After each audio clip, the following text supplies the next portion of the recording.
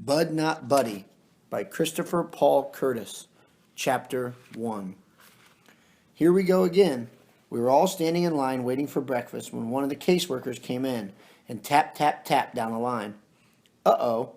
This meant bad news. Either they'd found a foster home for somebody or somebody was about to get paddled. All the kids watched the woman as she moved along the line, her high-heeled shoes sounding like little firecrackers going off on the wooden floor. Shoot! She stopped at me. Are you Buddy Caldwell?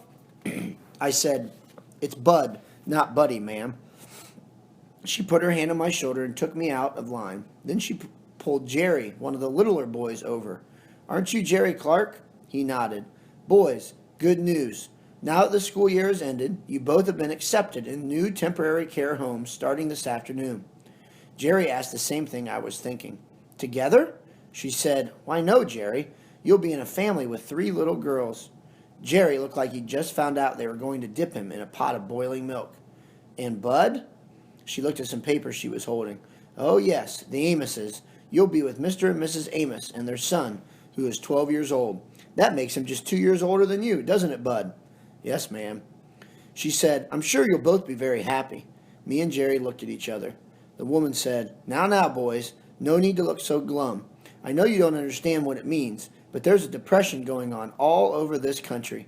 People can't find jobs, and these are very, very difficult times for everybody. We've been lucky enough to find 2 wonderful families who have opened their doors for you. I think it's best that we show our new foster families that we're very... She dragged out the word very, waiting for us to finish her sentence for her. Jerry said, cheerful, helpful, grateful? I moved my lips and mumbled. She smiled and said, Unfortunately, you won't have time for breakfast. I've a couple pieces of fruit put in a bag. In the meantime, go to the sleep room and strip your beds and gather all of your things. Here we go again. I felt like I was walking in my sleep as I followed Jerry back to the room where all the boys' beds were jam-jammed together. This was the 3rd foster home I was going to, and I'm used to packing up and leaving, but it still surprises me that there are always a few seconds right after they tell you you've got to go when my nose gets all runny and my throat gets all choky and my eyes get all stingy. But the tears coming out doesn't happen to me anymore. I don't know when it first happened, but it seems like my eyes don't cry no more. Jerry sat on his bed and I could tell he was losing the fight not to cry. Tears were popping out of his eyes and slipping down his cheeks. I sat next to him and said, I know being in a house with 3 girls sounds terrible, Jerry, but it's a lot better than being with a boy who's a couple years older than you. I'm the one who's going to have problems. An older boy is going to want to fight. But those little girls are going to treat you real good. They're going to treat you like some kind of special pet or something. Jerry said, You really think so? I said, I'd trade you in a minute. The worst thing that's going to happen for you is they're going to make you play house a lot. They'll probably make you be the baby and will hug you and do this kind of junk to you. I tickled Jerry under his chin and said, Gaga goo goo, baby waby. Jerry couldn't help but smile. I said, You're going to be great. Jerry looked like he wasn't so scared anymore, so I went over to my bed and started getting ready. Even though it was me who was in a lot of trouble, I couldn't help but feel sorry for Jerry. Not only because he was going to have to live around 3 girls, but also because being 6 is a real rough age to be at. Most folks think you start to be a real adult when you're 15 or 16 years old, but that's not true. It really starts when you're around 6. It's at 6 that grown folks don't think you're a cute little kid anymore. They talk to you and expect that you understand everything they mean, and you best understand too. If you aren't looking for real trouble, because it's around 6 that grown folks stop giving you little swats and taps and jump clean up to giving you slugs that'll knock you right down and have you seeing stars in the middle of the day. The first foster home I was in taught me that real quick. 6 is a bad time too, because that's when some real scary things start to happen to your body. It's around then that your teeth start coming loose in your mouth. You wake up one morning, it seems like your tongue is the first one to notice that something strange is going on. Because as soon as you get up at pushing and rubbing up against one of your front teeth, it'll be doggone if that tooth isn't the littlest bit wiggly.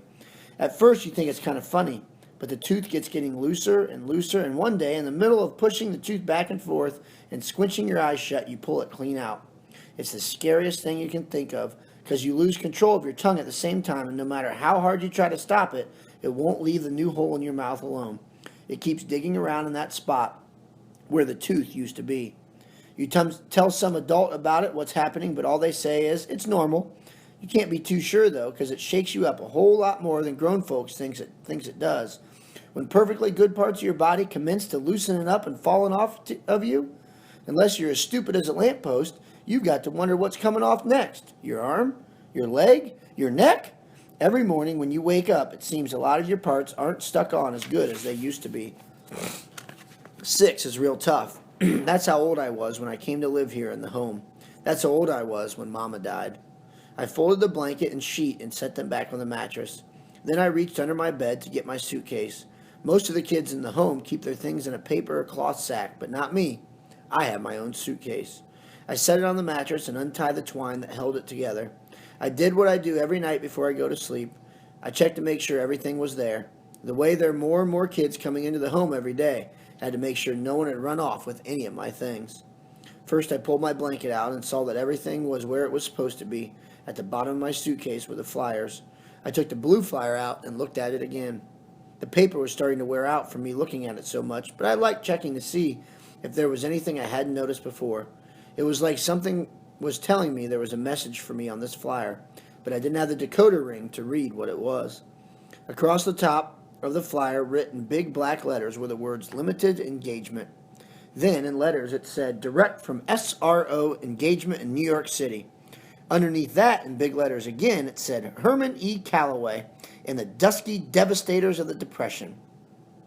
Those 6 exclamation points made it seem like this was the most important news anyone could think of. Seems like you'd have to be really great to deserve all those exclamation points all stacked up in a row like that. Next, the paper said, Masters of the New Jazz. Then, in the middle of the flyer was a blurry picture of the man.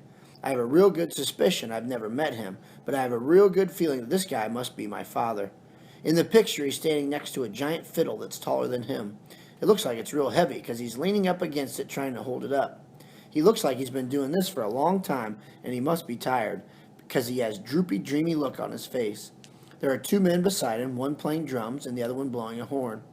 It wasn't hard to see that the guy who must be my father was like just by looking at this picture. You could tell he was real quiet, real friendly, and a smart man. He had one of those kind faces.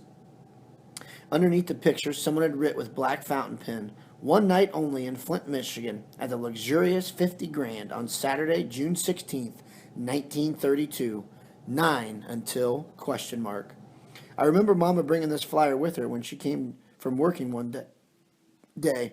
I remember because she got very upset when she put it on the supper table and kept looking at it and picking it up and putting it back and moving it around. I was only 6 then and couldn't understand why this one got her so upset. She kept 4 others that were a lot like it in her dressing table, but this one really got her jumpy. The only difference I could see between the blue one and the others was the others didn't say anything about Flint on them. I remember this blue one too because it wasn't too long after she brought it home that I knocked on Mama's bedroom door, then found her. I put the blue flyer back in the suitcase with the 4 older ones and put everything